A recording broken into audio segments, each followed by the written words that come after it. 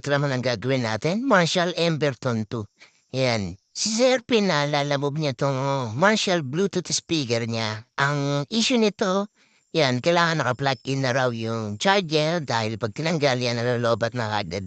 Kaya ang gagawin natin dito, repack battery. Yan. Ang una natin gagawin, siyempre, tanggalin natin yung case, tanggalin natin yung cover, at tatanggalin natin yung mga tornilyo niya. Ayan, kailangan yan. Hindi natin yan magagawa pag di natin tinanggal yung mga tornilyo niya. At ito, tatanggal natin yung tornilyo, tanggalin natin itong pinaka-cover niya sa harap. At syempre, nakita niyo naman na yan yung speaker niya, may wire yan yung clip. Medyo mahirap tanggalin yung clip, kaya dahan-dahanin lang natin. Ito naman yung pangalawang clip ng speaker. At syempre, ito, iangat na natin yung mainboard niya. Ayan, iangat natin, tapos huwag yung pagkangat niya, huwag yung masyadong hiklatin. Ayan, kasi makikita niyo, dyan nakakunik yung battery niya. Ayan, dahan-dahanin lang din natin at baka mamaya masira pa. At ayan, natanggalan natin yung clip. At syempre, ito, narito na natin yung battery niya.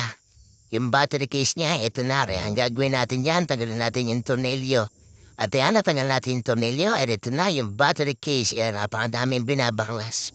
At ito, nakita niyo naman, may cover yan, may clip din. Tanggalin natin yung clip para marito natin yung battery at para ma-repack battery natin to. Yan. Kapag magre-repack battery, syempre kung ano yung BMS ng dati, yun ay kakabit natin.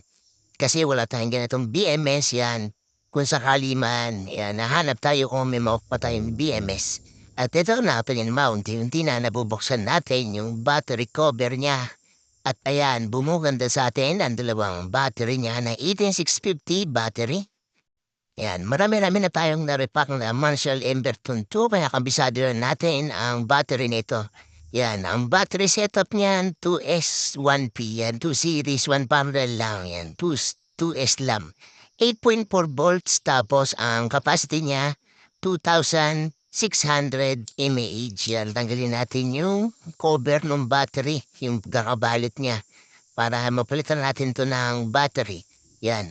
Ito, nagkausap kami ni Sir, ang option namin ay ang ipapalit yung same specs ng battery niya, 2,600 mAh, or i-upgrade namin ng 3,500 mAh yan. Napagkasunduan na ikakabit ay 3,500 mAh yan. Siyempre, upgraded na siya, mas matagal na siyang malobat. At siyempre, kung matagal malobat, siyempre, medyo tatagal din ng charging yan. At ito, nakita niyo naman, medyo mahirap siyang baklasin. Talagang yung medyo makunat yung pagkakabalot niya, yung plastic. At ayan, napaklas na natin at ito bumungad na sa atin ang BMS at ang dalawang 18650 battery. Yan. Ang gagawin natin, syempre, tatanggalin natin yung BMS, tapos ikakabit natin din sa battery.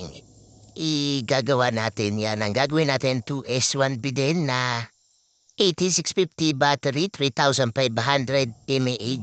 At ito, nagtagumpay na tayo. Nakita niyo naman, natanggalan natin yung BMS at ito, makapag-setup na tayo ng 2S1P, 3,500 mAh. Nilipat natin yung BMS, pati yung wire. At ayan, ikakabit na natin dito sa Bluetooth speaker ni Sir. Kapag naikabit natin yung battery dito, yan, ang gagawin natin dyan, testingin natin sa charging muna. Ang una natin gagawin, ipo-full charge natin. After natin ma-full charge, tsaka natin i-drain test para makita natin kung gaano katagal ang aabutin. Yan, usually yan, ginagamit ko yan sa shop. Kapag gaganyan maghapon yan, di naman nalolobat. Kaya medyo matagal-tagal na. At ito natin yung mga kinakabit natin yung mga tornilyo. Sa mga magtatanong ng location ng shop, Tangos, Baliwag, Bulacan. Kung ipipin nyo, Osib, Tangos, Baliwag, Bulacan. Kapag nasa Osib ka na, yan, tingin-tingin ka lang sa harap, makikita mo na yung shop natin dyan, JM Repair Shop. May makikita rin dyan mga electric pan, washing machine at kung ano-ano pa yan, kasi repair shop nga. Tapos may mga battle din tayo dyan na available. May mga drill tayong available, Conan drill yan. Meron tayo dyan, 16.8 volts, 21 volts. Ayan, mga naka-upgrade na yung battery. 1 to sawa sa testing. Yan, pwede kayong pumunta, testingin nyo muna bago nyo bilhin, siyempre. At ito, naikabit natin yung battery, tapos naikabit na natin yung board niya. At ito naman yung speaker, yan, kakabit din natin yung wire. At syempre, ayan, a-assemble na natin. Medyo matagal din sa pagbabaklas ng ganitong Bluetooth speaker, yan, sabi ko nga sa inyo, pag mga ganyang Bluetooth speaker, mas matagal yung baklasin. compare dun sa mga battery pack ng mga drill yan. Sa mga Bluetooth speaker, talagang napakadaming tornilyo, delete pa. Kaya ang gagawin natin dyan ay tiyagaan na lang. At eto na, ikabitan natin lahat. Ayan, kakabitan natin yung cover sa harap. At syempre, ito na yung panghuli. Yung pinaka-rubber niya. Yan, ikakabitan natin.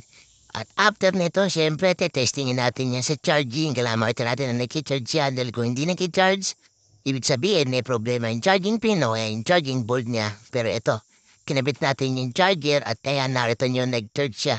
At okay na to at testingin na lang natin ito after ng testing. Yan, ipapadala na natin to kay sir. Hanggang dito na lang guys. Bye-bye.